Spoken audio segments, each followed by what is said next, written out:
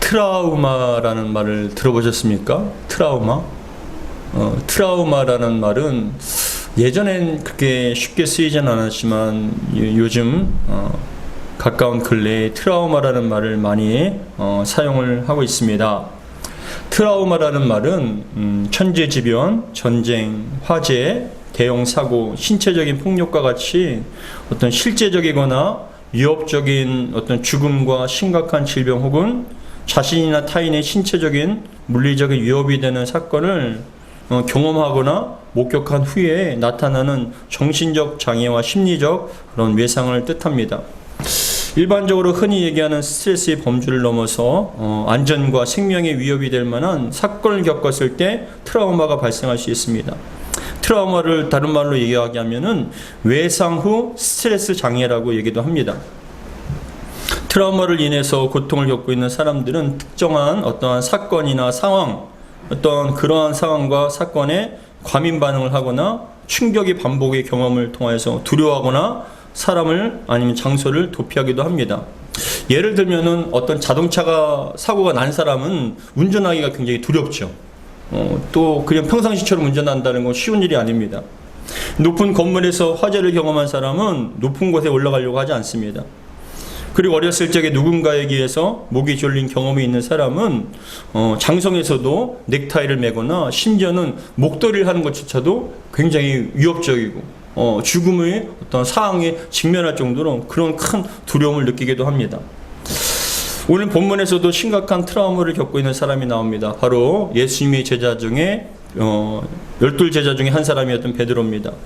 근데 이 베드로는 자신이 갖고 있는 이 트라우마를 극복하여서 더 이상 두려움과 고통에 묶이는 삶이 아니라 참된 자유와 기쁨의 삶을 살 수 있는 그런 은혜를 경험하게 된 사람입니다.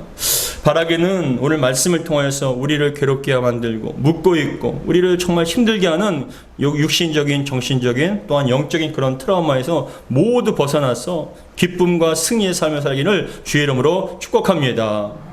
먼저 베드로가 가진 트라우마의 종류가 무엇인가 한번 살펴보기 원합니다. 여러분, 베드로는 왜 트라우마가 생겼는지를 우리가 알길 원합니다. 어떠한 충격으로 인해서 그 인생이 우울하고 좌절감과 두려움에 휩싸였는지 그걸 우리가 함께 살펴보기 원합니다. 그는 첫 번째 트라우마의 요인은 바로 사랑했던 스승이었던 예수님의 십자가 죽음을 목격했기 때문에 그 트라우마가 임한 것입니다.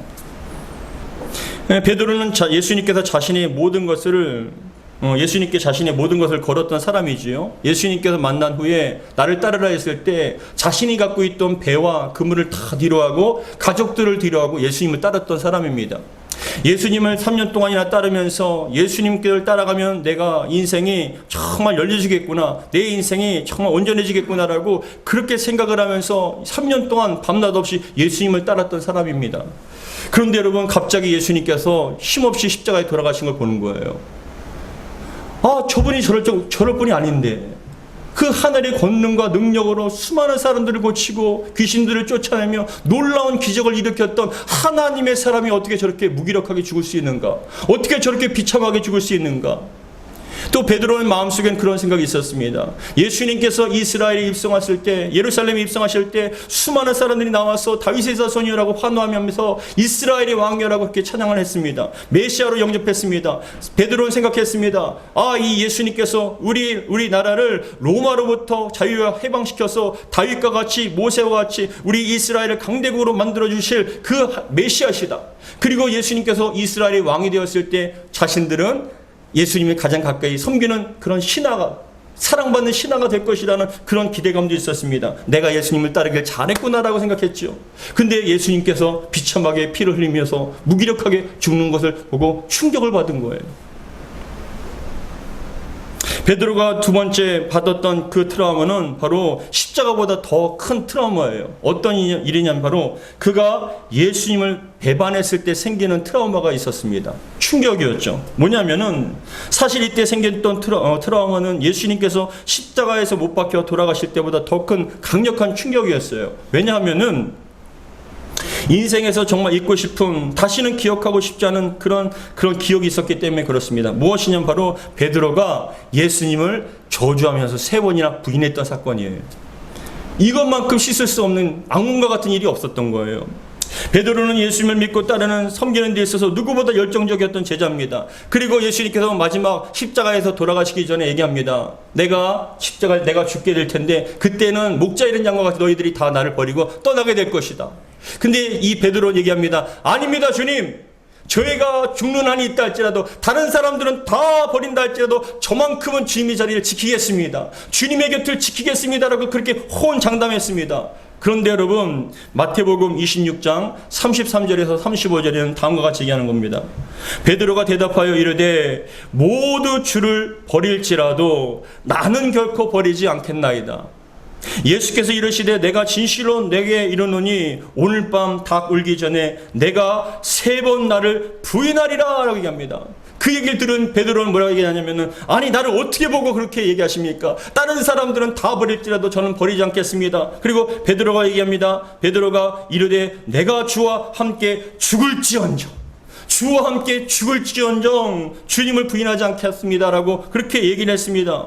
모든 제자들도 그와 같이 얘기를 했습니다. 그런데 여러분 막상 자신에게 여러분 자신 눈앞에 예수님이 끌려가고 군병들에 의해서 예수님이 끌려가고 사람들이 그 제자들을 바라볼 때 너무나 두려워서 도망가 버린 거예요.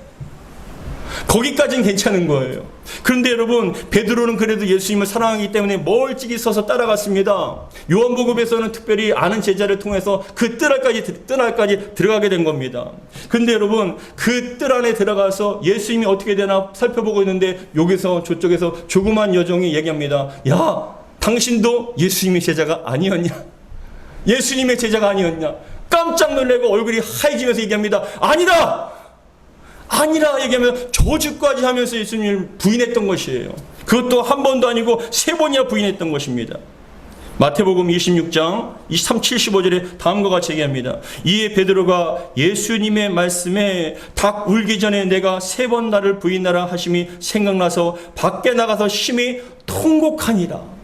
여러분 말이라도 안 했으면 괜찮을 텐데 자신은 절대로 죽을지언정 절대로 안 떠나겠습니다 했는데 여러분 그 베드로가 여러분 저주까지 하면서 예수님을 부인한 거예요. 한 번이 아니라 3번이나 부인했습니다. 근데 다른 복음서에서는 구체적으로 나오지 않는데 특별히 누가복음에서는 베드로가 그렇게 부인했을 때 예수님과 눈이 마주친 거예요.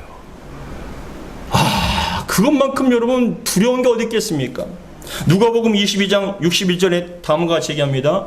주께서 돌이켜 베드로를 보시니 방금 전까지만 해도 죽을지언정 절대로 제 신앙과 제 마음을 감히 의심하십니까? 제 사랑은 여러분 제 사랑은 죽기까지 주님을 따르는 것입니다 라고 그렇게 얘기했던 그 베드로가 여러분 자신의 생명에 위협이 있으니까 뭐라 합니까? 저주까지 하면서 부인했는데 근데 부인하는 순간 저쪽에서 그 사람들한테 그렇게 신문을 받았던 매를 맞고 채찍이 맞았던 예수님께서 베드로를 쳐다보시는 거예요. 그 슬퍼하시는 눈빛, 실망하신 눈빛을 베드로는 잊을 수가 없는 거예요. 그게 트라우마예요. 그때부터 여러분 닭이 올 때마다 베드로는 너무나 고통스러운 것입니다. 얼마나 괴로웠겠습니까? 얼마나 창피하고 얼마만큼 자기 자신이 싫었겠습니까? 그래서 베드로는 여러분 그 슬픔과 잊고 싶은 기억에서 벗어나고 싶은 거예요. 그래서 어떻게 했냐면 베드로는 더 이상 예루살렘에 머물기가 싫었습니다. 예수님이 십자가에 못 박힌 그 자리를 빨리 떠나고 싶었던 것이죠. 그래서 악몽과 같이 지울 수 없는 그런 기억들에서 벗어나고 싶었어요. 그래서 결국 베드로는 자신이 있던 고향 갈릴리 바다로 돌아간 거예요. 왜요? 그 자리에 있으면 기억나니까. 십자가에 있는 그 골고다를 볼 때마다 너무나 괴로우니까. 그리고 자신이 부인했던 그 순간이 잊혀지지 않으니까 그 자리에서 떠나면 그 기억이 혹시라도 생각나지 않을까 봐 떠나버린 겁니다. 그래서 요한복음 21장 1절, 2절, 3절에는 왜 떠났는지 그러나 부활하신 예수님께서 베드로를 만나러 오신 그 상황에 대해서 요한복음 21장 1절부터 3절에 얘기합니다. 다음과 같이 얘기합니다. 21장 1절 그 후에 예수께서 디베랴 호수에서 또 제자들에게 자기를 나타내셨으니 나타나신 일은 이러하니라. 2절 같이 읽겠습니다. 시작. 시몬 베드로와 디두모라 하는 도마 갈릴리 가나 사람 나다니엘과 세베대의 아들들과 또 다른 제자 둘이 함께 있더니 시몬 베드로가 나는 물고기 잡으러 가노라. 나는 물고기 잡으러 가노라 하는 건 왜입니까? 그 자리에 있으면 여러분 잊혀지지 않기 때문에, 매일같이 눌리고 악몽에 휩싸일 수 있기 때문에 자신은 그냥 고향에 돌아간다는 것입니다. 베드로는 여러분 그냥 조용히 옛 모습으로 살아가고 싶었는지도 모릅니다. 조용히 숨어 살고 싶었는지 모릅니다. 근데 여러분 중요한 것은 그의 마음속에는 예수님의 죽음을 막지 못했던 자책감이 있었어요. 제사장과 군병들에게 조롱받고 매를 맞고 온몸이 피투성이가 된 예수님을 바라보면서 충격적인 그 모습을 잊을 수가 없었어요. 그러나 더 충격적인 것은 그 예수님을 저주까지 하면서 방금 전까지는 절대로 안 죽는 한이 있더라도 예수님을 부인하지 않겠습니다 호언장담했던 자신이 비참하게 여러분 정말 그 여자아이, 그 종들의 그런 얘기에 자신의 생명을 구하고자 여러분 저주까지 하며 부인했던 그 모습, 그 기억이 너무나 괴로웠던 거예요. 더군다나 예수님께서 그 베드로를 쳐다봤을 때, 눈이 팍 마주쳤을 때 어떤 느낌이겠습니까? 그래서 떠나게 된 겁니다. 근데 여러분 예수님께서는 그러한 여러분 베드로를 가만 내버려 두지 않았습니다. 회복시키기 원하셨습니다. 여러분 우리 예수님께서는요, 부활의 예수님께서는 우리가 그러한 기억들과 트라우마, 어떤 악몽과 같은 그러한 기억과 그런 묶임에서 우리가 해방되기를 원하신 줄 믿으시기 바랍니다. 여러분 지난 과거 속에서 어떠한 삶 속에서 정말 잊고 싶은, 생각하고 싶지도 않은, 아니 생각할 때마다 그렇게 정말 두렵게 떨리는 만든 그러한 모든 것로부터 우리 주님께서는 해방하기를 원하신 줄 믿으시기 바랍니다. 그렇다면 여러분 예수님께서는 베드로의 어떤 트라우마를 구체적으로 치료해 주셨을까요? 먼저 베드로에게 있어서 가장 큰 트라우마가 바로 장소에 대한 트라우마 아닙니까? 장소에 대한 트라우마. 그 예루살렘만 가면은 정말 그 기억에서 벗어날 수가 없는 거예요.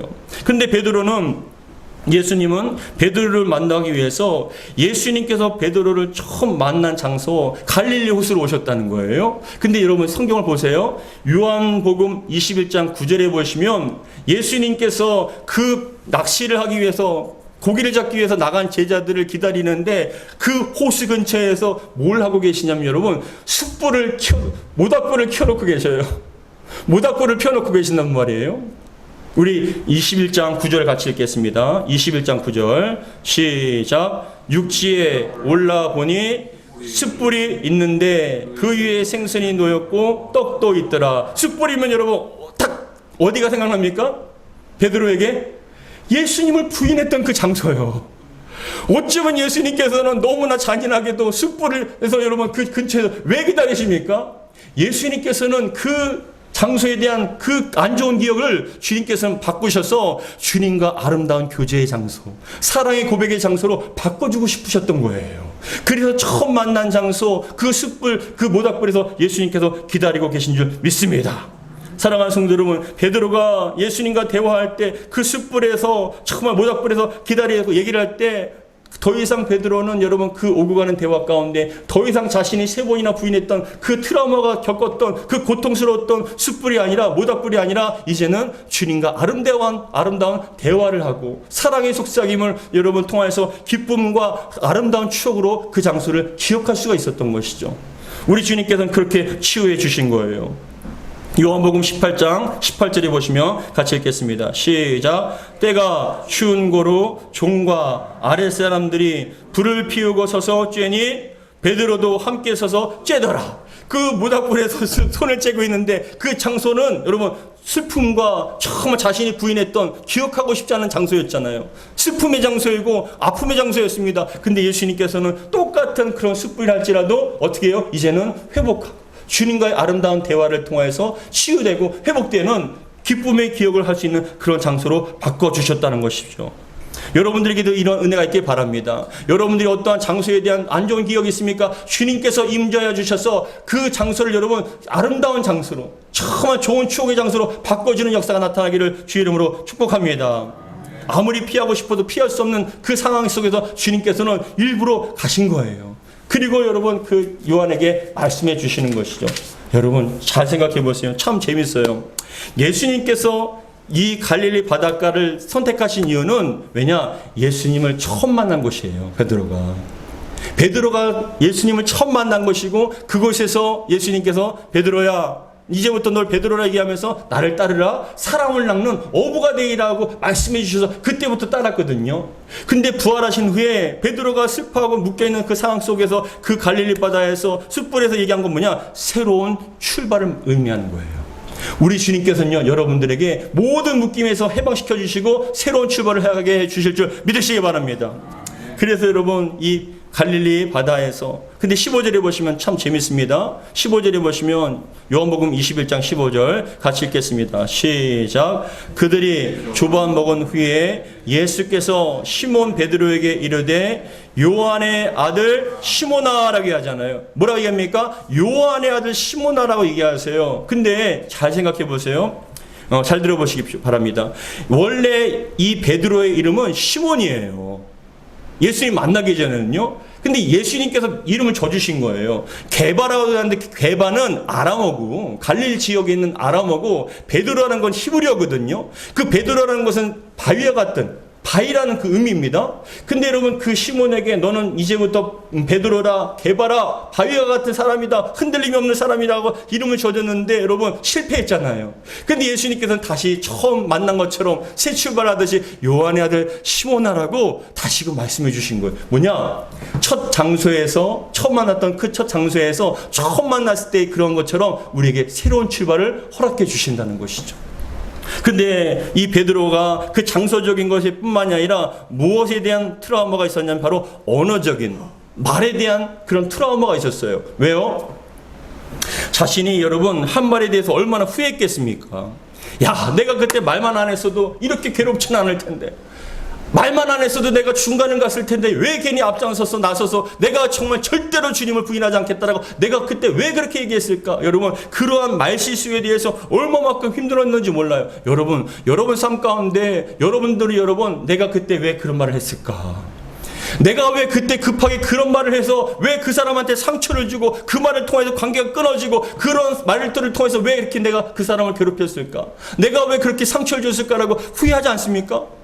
한번 엎은 물은 여러분 다시 주워 담을 수 없는 것처럼 그런 말로 인해서 받은 상처는 치유가 안 되잖아요. 회복이 안 되잖아요. 여러분 시간을 돌이킬 수 있으면 그때로 더 전으로 돌아가서 그런 말을 하지 않을 때 된다는 그런 말이 얼마만큼 후회가 얼마만큼 많이 드나요?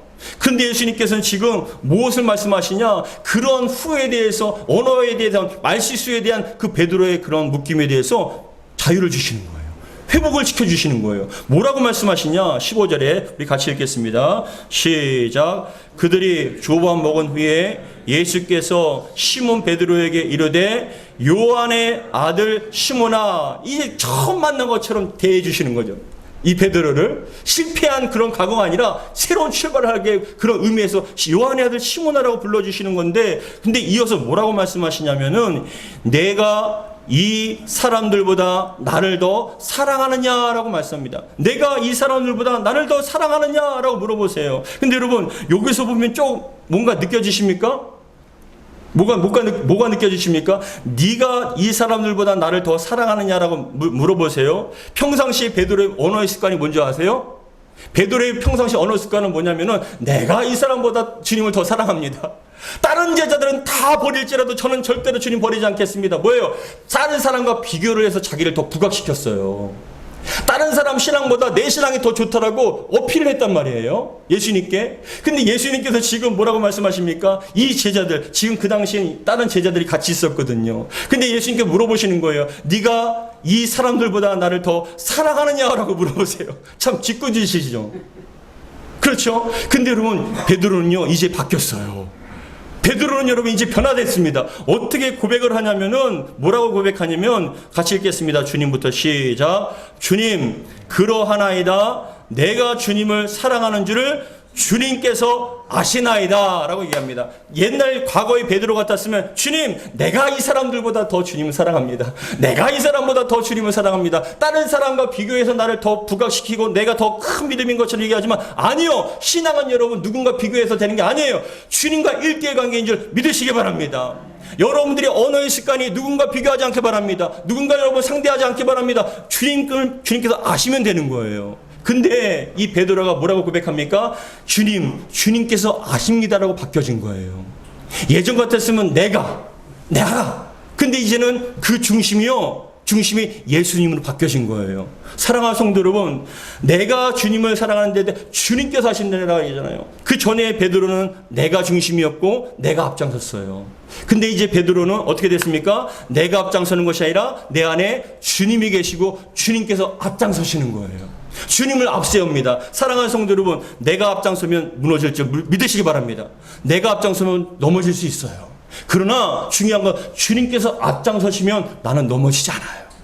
여러분들의 인생이 그렇게 되기를 주의 이름으로 축복합니다. 나를 앞세우는 것이 아니라 주님을 앞세우시기 바랍니다. 주님의 중심에 계셔서 주님께서 앞장서시면 반드시 우리는 승리하게 될 줄 믿으시기 바랍니다. 근데 또 중요한 말씀이 있어요. 15절에 보면 참 담긴 의미가 많죠. 어떤 의미가 있냐면은 베드로를 향하여서 요한의 아들 시몬아, 내가 이 사람들보다 비교하십니다. 나를 더 사랑하느냐. 근데 베드로는 얘기합니다. 주님, 그러합니다. 내가 주님을 사랑하는 줄 주님께서 하십니다 했을 때 내가 더 나를 사랑하느냐. 이 사랑하느냐가 있잖아요. 15절에 내가 나를 사랑하느냐, 16절에도 내가 나를 사랑하느냐, 17절에도 내가 나를 사랑하느냐 라고 물어보셔요. 근데 많은 목회자와 학자들이 그런 얘기를 합니다. 15절과 16절에 예수님께서 물어보시는 사랑, 네가 나를 사랑하냐 때 이 사랑은요, 아가페 사랑, 하나님의 신적인 사랑을 얘기를 하는데 베드로가 내가 주를 사랑합니다 했을 때 이거는 필레오라고 해서 형제끼리의 사랑, 사람과의 관계 속에서의 사랑이라고 얘기를 합니다. 그래서 좀 예수님께서는 아가페 사랑으로 좀 고차원적인 사랑을 얘기하시는데 베드로는 좀 수준이 낮은 인간적인 사랑으로 대답했다라고 얘기하는데 그건 성경적으로 그렇게 온전한 게 아니에요. 다른 곳에도 여러분 이것이 차별이 없게 쓰이거든요. 다 높아요. 다 넓고요. 근데 중요한 관점은 어떠한 관점이냐? 내가 뭐 아가페로 물어봤다. 그래서 17절에 예수님께서 내가 나를 사랑하냐 베드로에게 물어볼 때 나중에는 두 번은 아가페 하다가 나중에는 필레오로 물어보셨거든요. 그것을 가지고 차별이 있다, 수준을 낮춘 것이다라고 얘기하지만 그게 중요한 것보다 더 중요한 게 있어요. 무엇이냐면은 네가 나를 사랑하느냐 했을 때 이 사랑하냐는 동사의 시법입니다. 현재형이라는 거예요. 여러분 이건 굉장히 중요한 말씀이에요. 예수님께서는 우리에게 물어보십니다. 네가 나를 사랑하느냐 했을 때 우리 예수님께서는 현재형으로 물어보신 거예요. 과거형도 아니고 미래형도 아니에요. 내가 예수님을 과거에 사랑했습니다도 아니에요. 내가 앞으로 주님을 사랑할 겁니다도 아니에요. 주님께서는 지금 여러분들에게 원하시는 게 뭐냐? 지금 너희가 나를 사랑하냐? 지금 네가 나를 사랑하고 있느냐? 그것을 물어보고 계십니다. 사랑하는 성도 여러분, 여러분들은 어떠하십니까? 예수님을 사랑했었습니까? 아니면 예수님을 사랑할 것입니까? 아니요. 주님께서는 과거나 미래보다 더 중요한 건 현재를 주님께서 굉장히 중요하게 여기신다는 거예요. 여러분들이 지금 예수님을 사랑하시기 바랍니다. 지금 사랑이 가장 기쁘시기 바랍니다. 예수님께서 이 말씀과 대화를 통해서 무엇을 말씀해 주시냐? 예수님께서 우리에게 향하여서 가장 중요하게 여기시는 건 여러분 우리의 능력이 아니에요. 우리 어떤 뭘 했느냐가 아니에요. 가장 중요하게 여기시는 것은 네가 나를 사랑하느냐. 가장 기뻐하시는 게 뭐냐? 예수님을 향한 주님에 대한 사랑의 고백이에요. 그 사랑에 대한 고백이 있었을 때 우리 주님께서는 너무나 기뻐하시면서 우리를 축복해 주신 줄 믿으시기 바랍니다. 사랑하는 성도 여러분, 그런 의미에서 우리 15절 같이 한번 읽겠습니다. 시작. 그들이 조반 먹은 후에 예수께서 시몬 베드로에게 이르시되 요한의 아들 시몬아, 내가 이 사람들보다 나를 더 사랑하느냐? 지금 사랑하고 있니? 그 과거에 사랑했지만 지금도 여전히 나를 사랑하고 있니? 라고 물어보신 거예요. 그러니까 베드로가 얘기합니다. 주님, 그렇습니다. 내가 주님을 사랑하는 줄을 주님께서 아십니다라고 얘기를 한 거예요. 그러니까 주님께서 그 사랑의 고백을 기쁘게 받으시고 뭐라고 얘기하시냐면 내 양을, 어린 양을 먹이라 라고 말씀하셨어요. 내 어린 양을 먹이라는 게 뭐냐면은 네가 날 사랑해, 너무나 귀중하게 생각해, 그러면 내 어린 양이라고 얘기하잖아요. 예수님의 어린 양을 맡겨주셨습니다. 그 영혼을 맡겨주셨습니다. 주님의 것인 줄 알고 귀중하게 여기면서 사랑으로 돌볼 수 있느냐, 그게 가장 중요한 관심인 거예요. 주님께서는. 사랑하는 성도 여러분, 우리가 주님을 사랑하는 마음으로 주님의 사랑을 선포했을 때 묶이면서 여러분 자유한 줄 믿으시기 바랍니다. 모든 결박에서 끊어진 줄 믿으시기 바랍니다. 여러분들 묶고 있는, 여러분들을 정말 낙심케 하는, 여러분들을 어둡게 하는 그 모든 것으로부터 주님의 사랑을 선포하시기 바랍니다. 그러면 주님께서 반드시 자유함을 주실 줄 믿습니다. 뭐냐? 내가 더 이상 기억하지 않는다는 거예요. 과거는 중요한 게 아니라는 거예요. 지금 네가 나를 사랑하냐? 그것을 내가 기쁘게 받고 너를 다시 한번 새로운 인생, 새로운 출발할 수 있도록 하나님께서, 주님께서 여러분들에게 길을 열어주시겠다라는 겁니다. 여러분들에게 이런 은혜가 있길 바랍니다. 그런데 15절에 내 어린 양을 먹이라. 16절에도 뭐라고 얘기하십니까? 내 양을 치라. 17절에도 내 양을 먹이라라고 말씀하셨어요. 우리 16절과 17절 같이 읽겠습니다. 시작. 또 두 번째 이르시되 요한의 아들 시몬아 내가 나를 사랑하느냐 하시니 이르되 주님 그러하나이다. 내가 주님을 사랑하는 줄을 주님께서 아시나이다. 여기서 주체가 누구예요? 주님이시죠. 주님께서 아십니다. 그런 다음에 예수님께서 그 사랑의 고백을 받으시고 얘기하십니다. 내 양을 치라 하시고 17절 시작. 세 번째 이르시되 요한의 아들 시몬아 내가 나를 사랑하느냐 하시니 주께서 세 번째 내가 나를 사랑하느냐 하심으로 베드로가 근심하여 이르되 주님 모든 것을 아시오매 내가 주님을 사랑하는 줄을 주님께서 아시나이다. 예수께서 이르시되 내 양을 먹이라. 내 양을 먹이라. 내 양을 치라는 것은 여러분 큰 차이가 없어요. 근데 중요한 게 있습니다. 어떤 것이냐? 15절, 16절, 17절에 내 양을 먹이라, 내 양을 치라, 내 양을 먹이라 이렇게 반복을 해서 얘기했을 때 이 동사도요, 먹인다는 이 동사 이것도 여러분 현재형이라는 거예요. 한 번, 두 번 먹이려는 끝나는 것이 아니라 어떻게 해요? 계속적으로 먹이라는 것이죠. 근데 여러분 이렇게 계속적으로 중단하지 않고 우리가 꼴을 먹일 수 있는 것, 여러분들도 마찬가지예요. 여러분들이 주의 사명을 감당할 수 있는 것, 신앙생활을 해나갈 수 있는 것, 그것에 대해 여러분 중심에 무엇이 있습니까? 예수님에 대한 사랑, 십자가에 대한 사랑이 있을 때 끊임없이 그 사랑으로 말미암아 우리가 주신 사명 잘 감당하게 될 줄 믿으시기 바랍니다. 여러분 속에, 심령 속에 십자가의 사랑이, 그 예수님에 대한 사랑이 충만하게 샘솟듯 날마다 샘솟음을 통해서 여러분들에게 맡겨주신 그 사명 잘 감당하는 저와 여러분들 되길 바랍니다. 근데 17절에 보시면 뭐라고 얘기합니까? 세 번째라고 얘기하잖아요. 한 번, 두 번 얘기했는데 또 세 번째 물어보니까 베드로가 얘기합니다. 생각하기를 예수님께서 내 사랑을 의심하시나 라고 생각을 해서 근심했다고 표현하거든요. 근데 그게 아니에요. 세 번 부인했잖아요.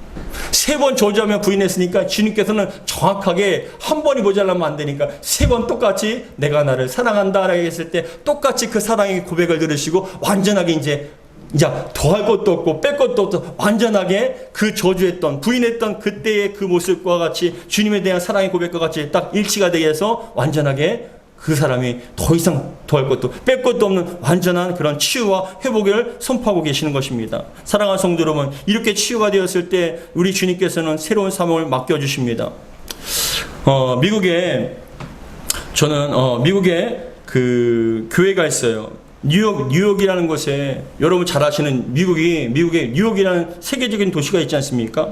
이 뉴욕이라는 곳은 세계의 돈을 움직인다고 하는 월가가 있고 방송과 잡지와 패션과 상업의 중심지로 유명합니다. 그런데 그렇게 유명한 뉴욕이 사실은 죄와 범죄로 굉장히 유명한 도시이기도 해요. 타락하고 그리고 죄가 많은 그런 도시이기도 합니다. 근데 여러분 이러한 도시, 이 뉴욕에서는 교회를 세우고 교회를 부흥시킨다는 건, 전도한다는 건 굉장히 어려운 일이라고 얘기합니다. 굉장히 힘든 일이라는 거예요. 그런데 여러분 그러한 뉴욕, 어느 누구도 교회에서 여러분 교회를 세워서 온전하게 세울 수 없는 그런 교회, 근데 뉴욕의 맨하탄은 얘기하기를 목사들의 무덤이라고도 얘기를 한답니다. 목사들의 무덤이라는 거예요. 그 뉴욕에 가서 교회를 개척해도 어느 누구도 교회에 오지 않고 복음이 잘 선포가 되지 않는다는 거예요. 전도가 안 된다는 거예요. 근데 여러분 목사님들의 목사님이라는 불리던 올해 고인이 되셨어요. 올해 5월에 고인 되셨는데 굉장히 유명한 목사님 가운데 팀 켈러 목사님이 계셔요. 이 팀 켈러 목사님이 있는데 리디머라는 장로교회를 개척을 하셨는데 여러분 그 리디머 교회를 통해서 사람들이 부흥되기 시작하는데 4,500명까지 모이는 엄청난 큰 대형교회로 성장한 거예요. 그래서 여러분 그 목사님은 그 4,500명을 또 어떻게 했냐면 새 교회로 분리를 시켰어요. 분립시켜서 그리고 그 목사님이 사역할 동안 200교회 넘는 교회를 개척을 하신 거예요.